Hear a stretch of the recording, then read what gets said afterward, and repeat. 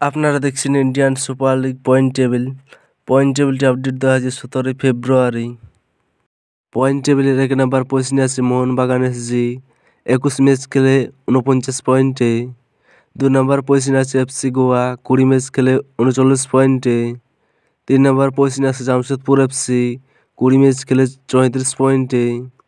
4 নম্বর পজিশনে আছে north east United, 21 match খেলে 32 পয়েন্টে। 5 নম্বর পজিশনে আছে বেঙ্গালুরু এফসি, 20 ম্যাচ খেলে 31 পয়েন্টে।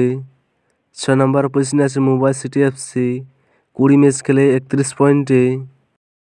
7 নম্বর পজিশনে আছে উড়িষ্যা এফসি, 21 ম্যাচ খেলে 29 পয়েন্টে। 8 নম্বর পজিশনে আছে কেরালা ব্লাস্টার, 20 ম্যাচ খেলে 24 পয়েন্টে।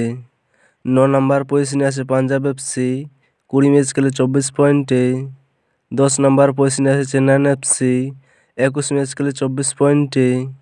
11 নম্বর পজিশনে আছে ইস্ট বেঙ্গল এফসি, 20 ম্যাচ খেলে 21 পয়েন্টে। 12 নম্বর পজিশনে আছে হায়দ্রাবাদ এফসি, 20 ম্যাচ খেলে 16 পয়েন্টে। 13 নম্বর পজিশনে আছে মোহামেডান এসসি, 20 ম্যাচ খেলে 11 পয়েন্টে।